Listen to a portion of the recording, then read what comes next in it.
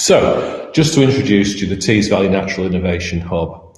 The concept really came out of our existing activities as a nature partnership. I think we're in a very strong position, and we work with a huge amount of different agencies who all have the power really to be able to transform the Tees Valley.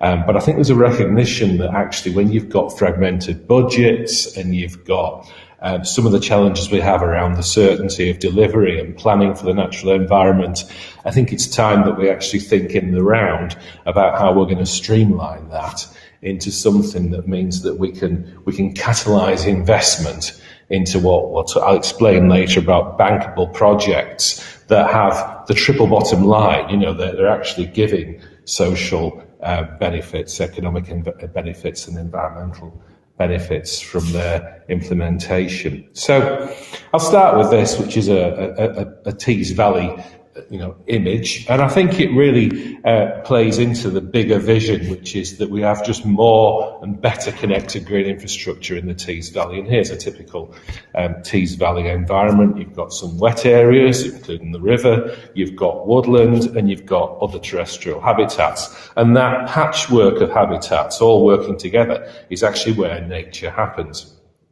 And our vision is that there'll be a lot more of this in the Tees Valley. We're going to talk later about what's our ask, what percentage extra do we need to deliver in the next 10 years in the Tees Valley to make sure that these habitats, which are valuable, and I think we've all realised through the recent crisis, the absolute importance of access to nature for our health and well-being. And when you think about health and well-being, the cost to society of poor health and well-being is enormous. And I do think that somehow it's one sector of the economy where we do need to think about how we can actually start working upstream to be able to catalyse investment that will ultimately save money downstream in terms of the cost to society of ill health. And you think about loads of other things there. You think about, for example, the really good examples of projects where effectively the erosion of peat in the upper catchment is stopped because it costs an awful lot of money to get that peat out of the water supply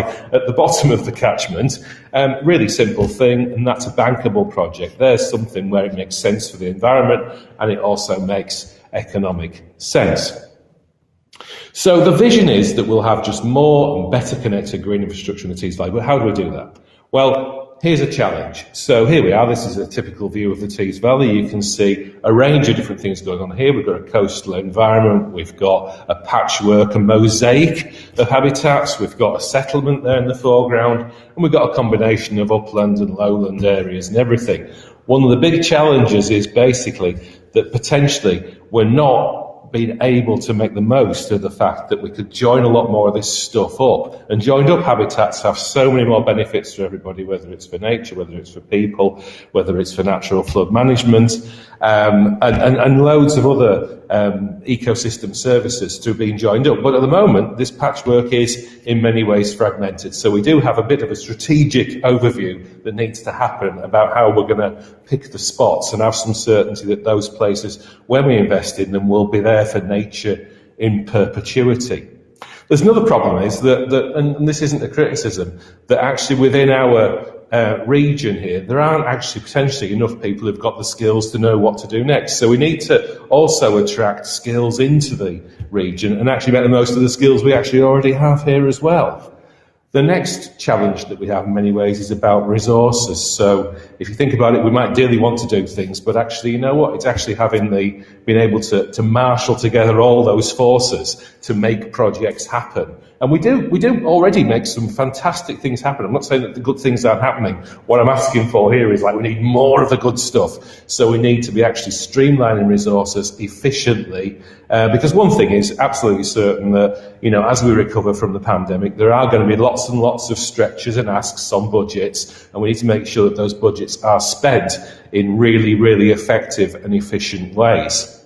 And I think when you think about the spatial certainty that we need to have, you also need to think about how can we catalyse investments in those different projects, which might actually have the reason for doing them might be actually providing benefits for lots of different people. If those people aren't talking together, there's no way of actually measuring what that benefit is. And therefore, if you can't measure the benefit, it's very difficult to then justify, and what I'm going to call it, not the expenditure, it is the investment. And I think it's really important that we do think about the money that we need to spend in the natural environment as an investment, because the payback, as we heard in our keynote speech, typically is a really good return on investment. So this just needs to be the mainstream in terms of how we think about the economy. So you think, okay, we've got the vision, we've got the challenge, so what are we going to do? What's the solution? And I'm very solutions focused. So I'll show you a little diagram here. Because with the Tees Valley Nature Partnership, we're turning this up to 11. So we're not just talking about the triple helix of innovation,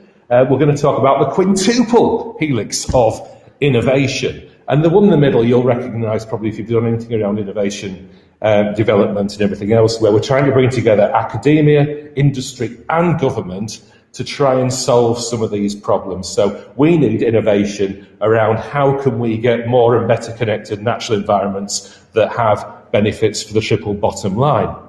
So if you take that first model, which you'll see innovation around lots of things, whether it's health, whether it's around the chemicals, whether it's around tech or whatever, we're going to say we want to bring together an innovation hub that's around the natural environment and what that can do for us. But I think the quintuple model is really interesting because I think it's absolutely central that we actually start to also engage with communities. These solutions need to be something that people want, that they recognise, that they're going to cherish, and in the future be something that we can all stand back from and say, you know what, we all did that together. This is our Tees Valley. These are our solutions. And, you know, we can stand up proud. And I think this is also a learning experience for everybody as well. And I do think we've got to have this new cohort of people coming through. And it doesn't necessarily always mean the difference between the young and the old. You know, you can learn all the way through your life. And I think this learning that we will get out of this, and the open access to government and open access to how finance works and open access to how academia works, I think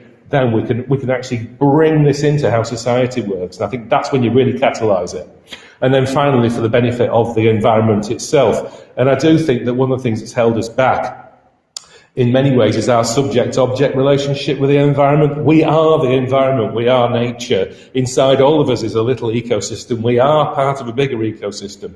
So I think understanding the context of the Natural Innovation Hub, I think you have to start these things in the spirit of how you want the future to be.